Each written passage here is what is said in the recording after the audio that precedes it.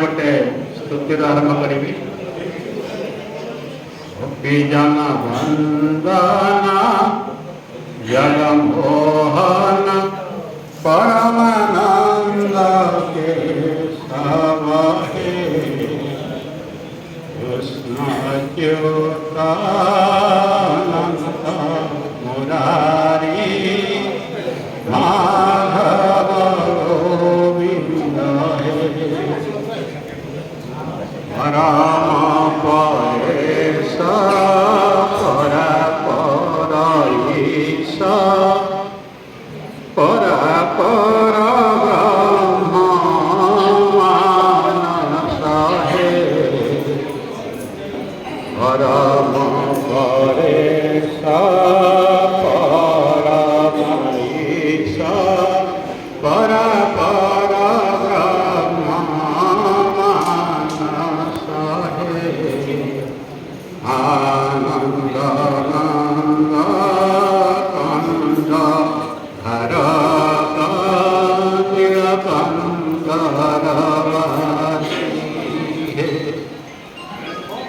अनंत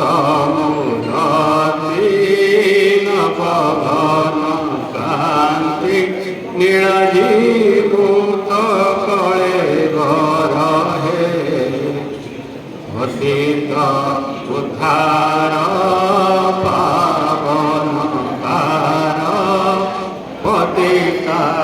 उद्धार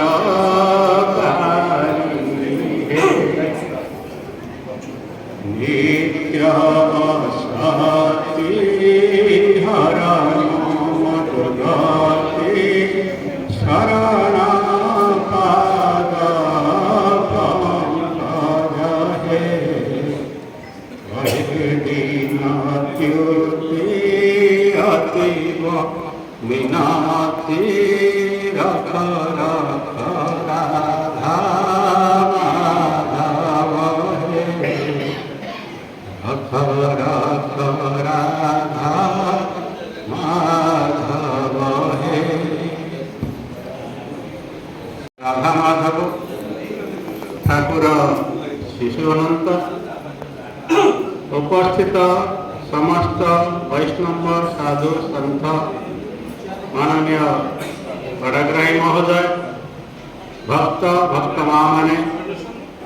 मंचरे आमर संबंधी होता समस्त प्रतिभा समस्त मु प्रणाम करुच्ची समवयस्क को मोर नमस्कार आउ जो मैंने कम वयस्क अच्छा कल्याण प्रभु निकट में प्रार्थना कर जो शिशु अनंत जयंती उत्सव प्राय 11 वर्ष है आसूची 11 वर्ष अति कम 8 थर आसी बहु विज्ञ प्राज्ञ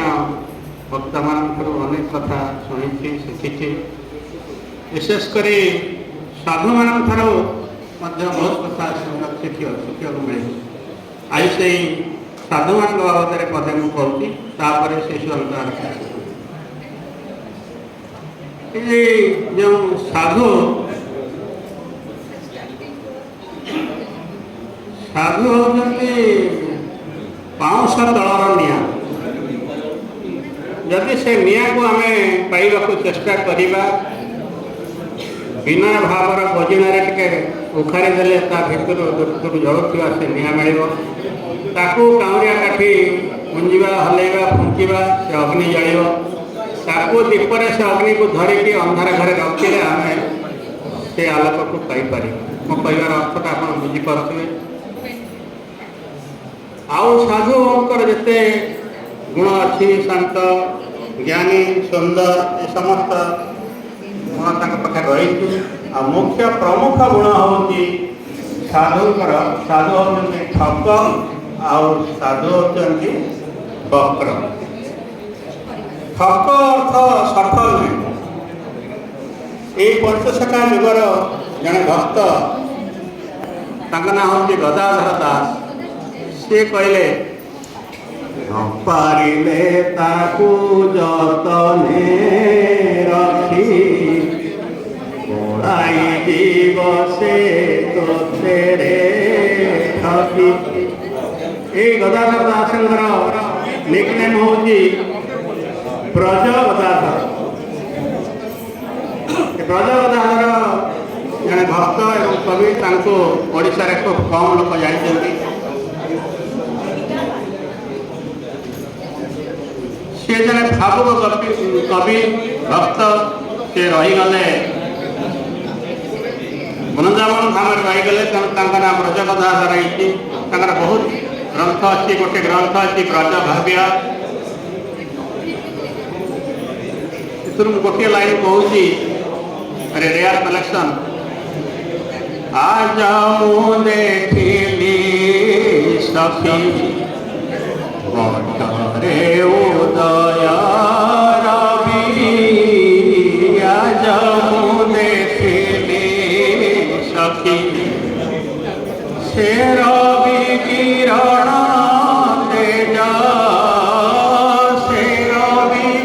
किरण तेज सही न पारे मो आखि आज मु देखिली सखी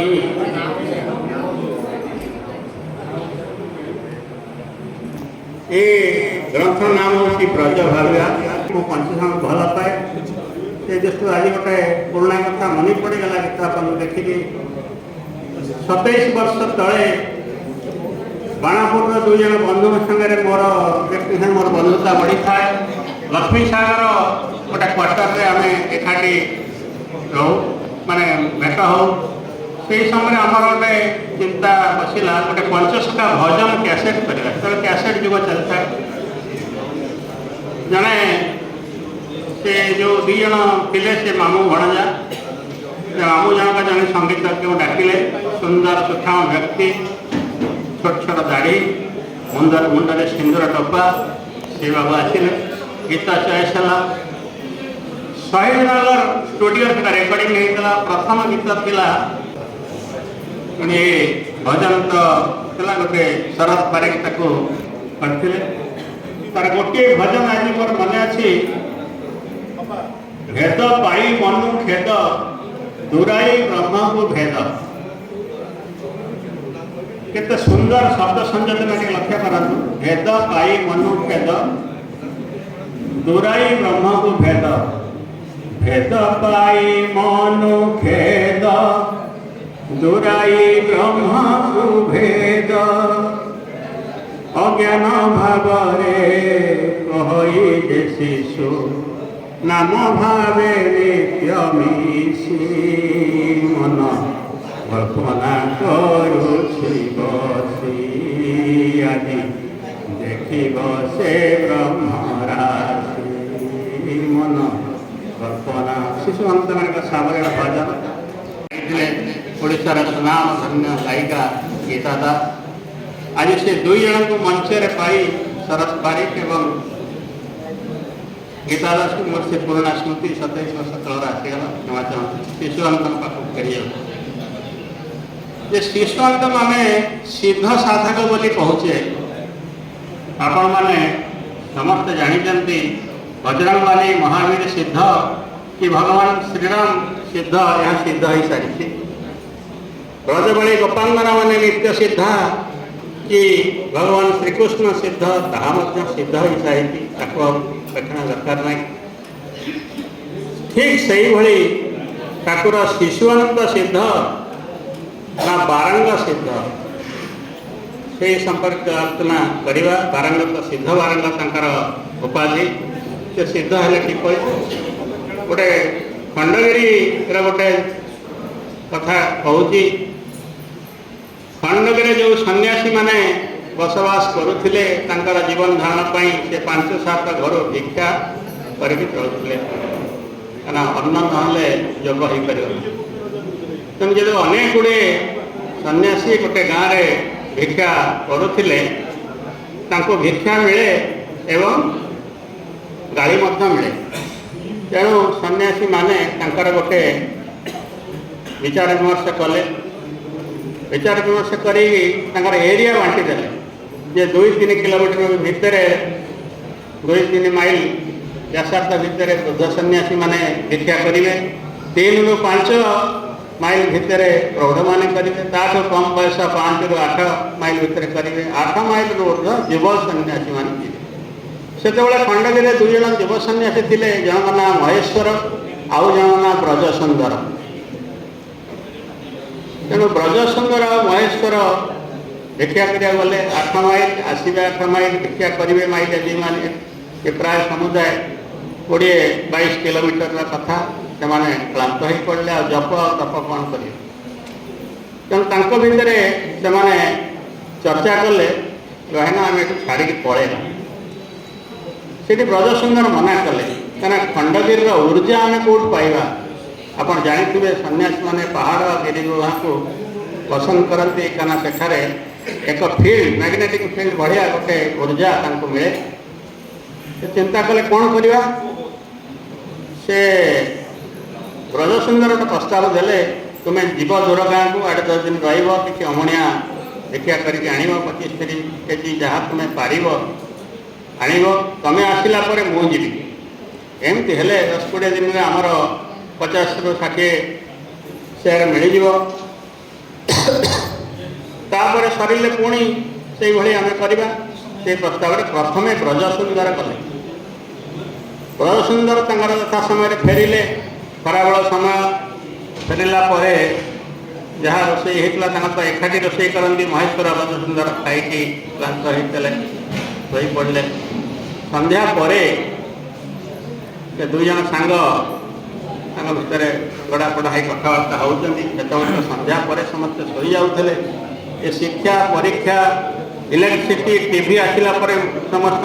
शोवा समय बदली से शोईकी आलोचना भितर ब्रजसुंदर पचारे आ खंडगिरी खबर कौन से महेश्वर कहले ना सब भल जे गोटे छुआ बाबाजी आई अगाध ज्ञान जे कौन से प्रश्न पचारे सांगे सांगे उत्तर ब्रजसुंदर कहले काल से श्रुतिधर हो श्रुतिधर कौन ना गाँव जदि भागवत पढ़ा हो रामायण पढ़ा हो धर्मशास्त्र पढ़ा हो थे शुणिले मन रखते बहुत मुनि ऋषि वेद मन रखी रोते श्रुतिधर कहुए किंतु शास्त्र बाहर कथा पचारे से कहीपर पिंड ब्रह्मांड तत्व सी एटी रोचे कौटी ना खंडगिरी आपण दयाकर ध्यान दे शुणे जो कहती खंडगिरी कहते समस्ते सन्यासी उदयगिरी रुहति उदयगिरी अपेक्षाकृत समतल पानी सुविधा थी उदयगिरी रुहति किंतु आम ठाकुर शिशुअनंत खंडगिरी रोते खंडगिरी पादश्री आप देखिए लिखाई अनंत गुंफा एवं भी लिखा अच्छी से गोटे गुंफार लिखा अच्छे अनंत गुंफा से अनंत गुंफार शिशुअनंत रोते कि बही लिखाई तपोवन में आश्रम को रही कहा नुहे क्या तपोवन में बसवास करता नहीं पूरा तपोभूमि ये जो पहला रात्रि कौन जा सकाल जा सकाल दिनचर्या सारिकी ब्रजसुंदर गले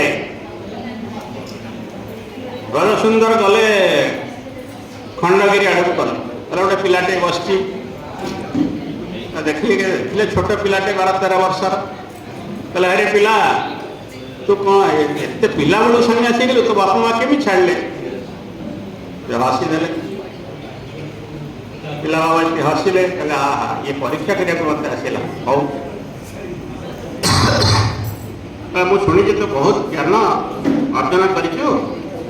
आ पिंड ब्रह्मांड विषय कौन जानते शरीर को योग क्षेम करने जो विद्या सब रही से विद्यार तत्व हूँ पिंड तत्व अर्थात जहाँ आम पाई ना पाइबापी उद्यम करते योग जहाँ आम पाइले सुरक्षित रखाटा हूँ क्षम जम नियम आसन प्राणायाम आयुर्वेद ये हूँ पिंड तत्व ये शरीर ये शास्त्र सब तत्व हूँ पिंड तत्व आ ब्रह्मांड ना या छाड़ीदे ब्रह्मांड जे कर विषय जिते शास्त्र रही सब शास्त्र तत्व हूँ ब्रह्मांड तत्व ब्रजसुंदर प्रसिद्ध उद्भट कथा कह जान अरे जत ब्रह्मांडे तत् पिंडे एक कथा तो जाना नहीं ତୁ ପାଠ କେତେ ପଢିଛୁ, କୋଉଠି ତମ ଘର? ସେ ପିଲା ବାବାଶ୍ରୀ କହିଲେ, ଏକାଦଶ ଶ୍ରେଣୀ ପଢିନ ପାଠେ ମୁହିଁ ରହିଛି,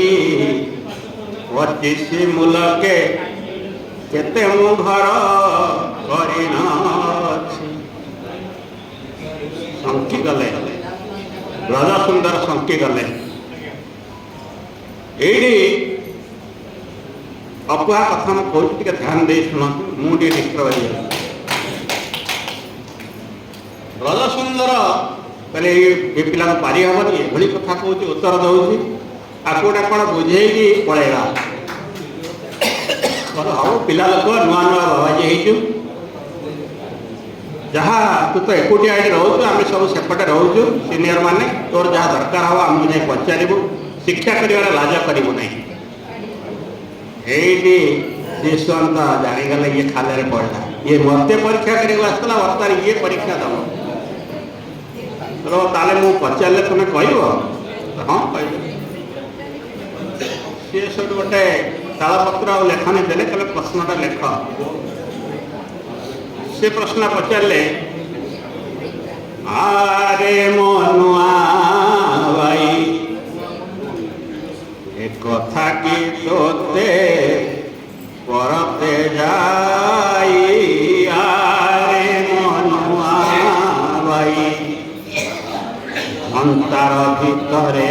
ବାଘୁଣୀ ହସୁଛି, ବାଘକୁ ଖୋଜଇ ନାହିଁ। ଅନ୍ତାର ଭିତରେ ବାଘୁଣୀ ହସୁଛି, ବାଘକୁ ଖୋଜଇ ନାହିଁ। କେଉଁ ଜଙ୍ଗଲରେ ରହିଅଛି ବାଘ, ବାଘୁଣୀ ମନରେ ନାହିଁ। ଆରେ ମନୁଆ ଭାଇ,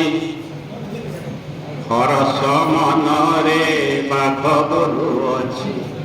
ବରଷ ବରଷ ଧରି।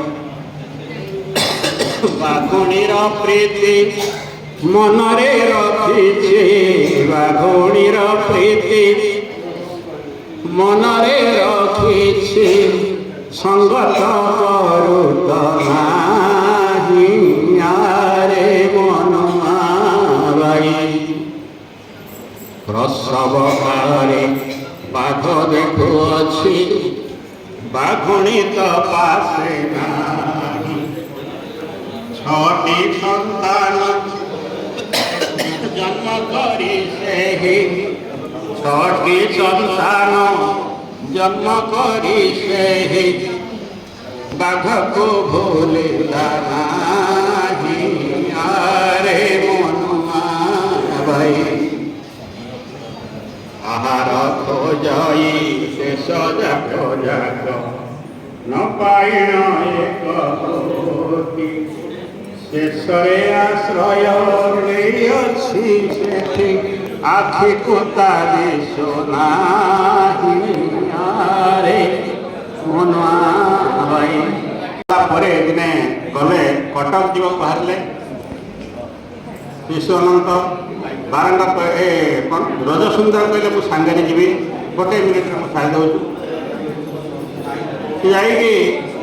ଜଙ୍ଗଲରେ ଯାଉଛନ୍ତି, ତ ଚନ୍ଦକାରୁ ତ୍ରିଶୂଳିଆ ସେ ଗୋଟିଏ ରାସ୍ତା, ଆଜି ମଧ୍ୟ ସେ ରାସ୍ତା ରହିଛି।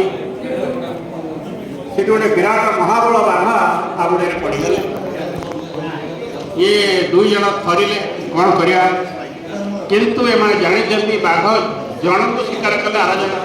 ଛାଡ଼ିଦିଏ। ସେ ବାଘ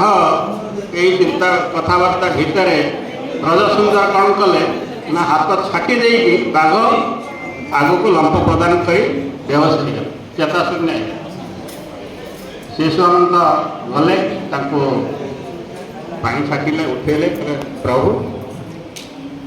ବାଘ, ଆରେ ବାଘ କିଏ?